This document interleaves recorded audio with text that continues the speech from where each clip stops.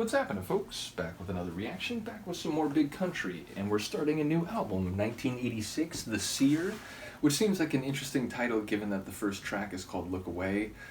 The Seer is someone who has perception beyond a normal level, whether that's strictly speaking visual or more preternatural.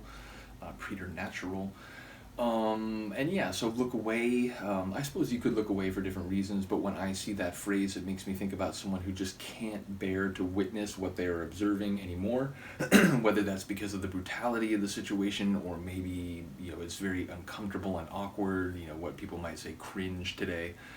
So again, it could be something else, but when I see the phrase look away, I think of someone who, for reasons of emotion or maybe just a conscious understanding of the significance of what's happening, simply cannot bear to look anymore and has to look away. Again, the way that starts off a record called The Seer, which is perhaps, again, an ability to perceive things beyond a normal level, whether that's predictive or just observational. It's an interesting dynamic in terms of the way the record starts and the name of the record. So let's find out what it is. This is Look Away on the 1986 album The Seer by Big Country.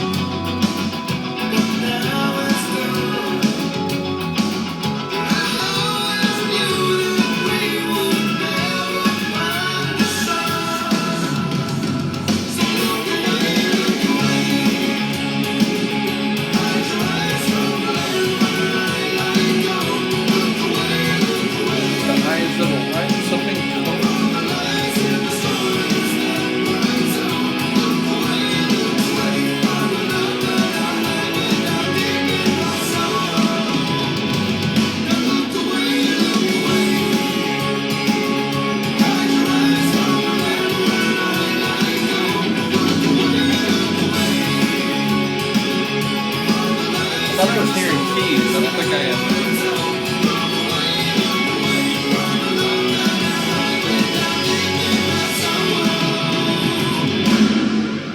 Ah, amazing.